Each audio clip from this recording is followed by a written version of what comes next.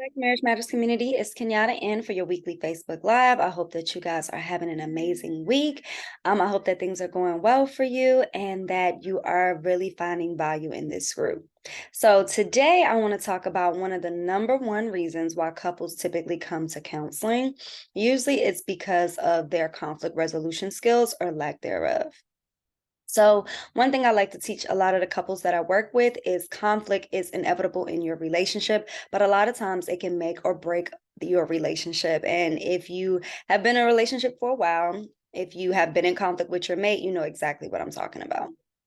So I work with couples every day to kind of help them improve their communication styles, grow in their intimacy, rebuild their trust. But conflict is definitely one that I like to touch on with the couples that I work with. They may come in with all sorts of problems, but for me, conflict and touching on how you and your mate fight is strictly something that all couples need support in, oftentimes, because we all have different conflict management styles.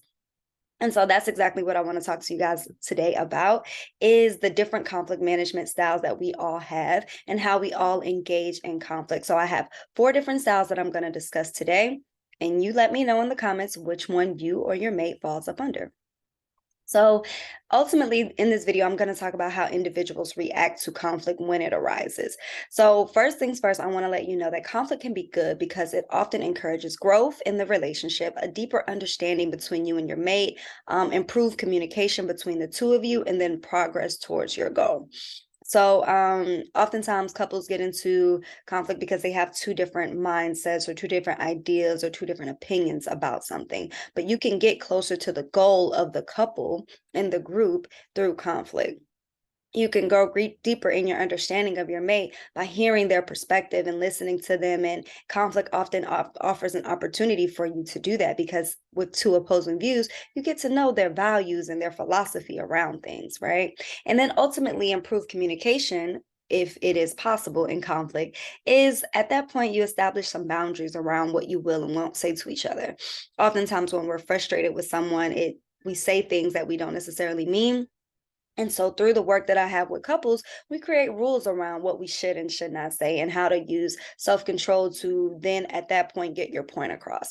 So you know what it's like to be in a debate with someone and you have to improve your point of view. You have to really explain what it is that you mean. You may use metaphors or you may help them understand something by giving them an example. This is improved communication. Right. So I want the couples that I work with and the couples that are watching here to understand that, like I said, conflict is not the end of the world. It's ultimately inevitable, but it is something that you and your mate can improve over time. But before we do that, we have to talk about the different styles. Style number one that I'm going to discuss is avoidant, right? I think we all know this person who's conflict avoidant. They don't like conflict. They may say things like, I don't like conflict, or I don't like being involved in conflict, or I don't like to fight with people, right? This is the person that typically does not want to start fights. And when they are involved in fights or someone wants to initiate a fight with them, they may shut down. This is your partner who may walk away. They may say things like, I don't want to talk about this right now. It may be hard to really confront them about the issues in the relationship because it's something that they don't want to discuss at all. So if you are avoidant or you know someone who avoid it, put it in the comments. The second person or the second style of conflict is accommodating, right? So this person is just what the word feels like. They like to accommodate the situation. So they are more interested in the other person's interests and the other person's goals versus their own. So they may be the person that is accommodating to the conflict and it's used when they set aside their own wants and needs in order to focus on the other person. So this person may leave behind their own concerns, or they may accommodate someone else in order to end the conflict. So they may say things like, you know what, you're right, or I agree completely with what you said, or yeah, we could just do it that way. They're completely just relinquishing their own control and relinquishing their own personal interests in order to please that other person. Now, this may sound like a good thing, but typically this person may build up resentment over time. They may see themselves as a pushover. They may lack confidence. It's not necessarily the best situation for a relationship, but if you were on the receiving end of this, you may love it. Someone that's accommodating, someone that's more interested in your interests and your own goals or views versus their own, right? So that's number two, accommodating. The second one is the one that I see quite often when I'm working with those couples that continuously get into arguments and have a hard time resolving their conflicts and moving on. This is the competing style. So this means that both people are pushing ahead in their own mission and goals with no concern for the other person in the conflict at all.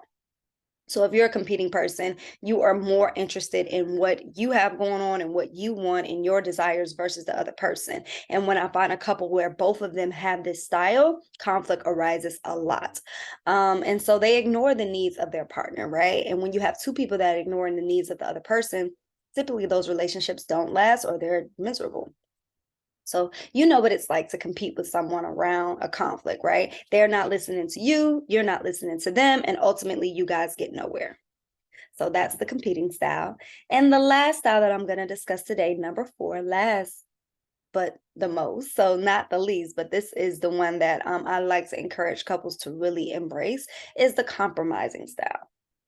Hear me out. So the compromising style is more focused on achieving a reasonable middle ground, something in the middle, something where we both can be happy or we can be at least satisfied with the results. No one is walking away feeling cheated. No one is walking away feeling like they've been taken advantage of. No one is walking away feeling like they weren't heard, right? So this is just the joint decision making that I work with couples on, right? How do we get to a place of you both finding a solution that works well for you both? So with this style, neither one of the party has gotten exactly what they want, right? One person may say they want to do this, the other person may say that they want to do that. Neither one of them necessarily get that. But neither party is completely just jaded. They have something that they feel like, okay, well, I didn't get exactly what I want, but this works well for me and this works well for you, so I'm good with that. So a lot of times, like I said, I like to help couples to get to a place of feeling like they are in that compromising style of, okay, well, you get some of what you want and I get some of what I want, and we're both happy and we're able to walk away feeling like we didn't have to necessarily win. I didn't win, you didn't win, but we both did. So it's more of that joint way of thinking about conflict, and it's more of that joint way of really operating in the relationship. So, guys, I'm just going to do a quick review of the four conflict style that we discussed here. So, avoidant, accommodating, competing, and then compromising, right? So, put in the comments which ones you think that you are, or that your mate may be, or where you guys may be in your conflict style and how you guys are able to resolve at this point, or if conflict is truly breaking your relationship. So I want to give you guys some support before I go. If you are ready to break the cycle of constant arguments and learn the tools that you need in order to divorce proof your marriage or ensure that your long-term relationship remains healthy, we are having a webinar coming up on the 25th of May at 7 p.m. where I'm going to be providing you with 5 communication styles that are going to be useful for those couples that are finding themselves fighting about the kids, fighting about the laundry, fighting about household chores, fighting about their finances, whatever it is that you are fighting about and you're finding that you can't find a solution, come to this webinar to get some more tools about how you can be a better communicator and ultimately how you can teach your mate how to do the same. My suggestion is that both of you come so that you can get something from it. But if only one of you comes to the webinar, it's going to be fine because at that point you get the tools, and then from there you can pass them on to your mate if they're willing to learn. All right. So guys, thank you so much for watching. If you have any questions or concerns, let us know in the comments. And if you found this video useful, let us know. Also, whatever conflict management style that you find that you have, I would love to know what one you identify with. And if you didn't identify with any of them, let me know. I'll do another video on the other ones as well. All right, guys, talk to you soon. Bye-bye.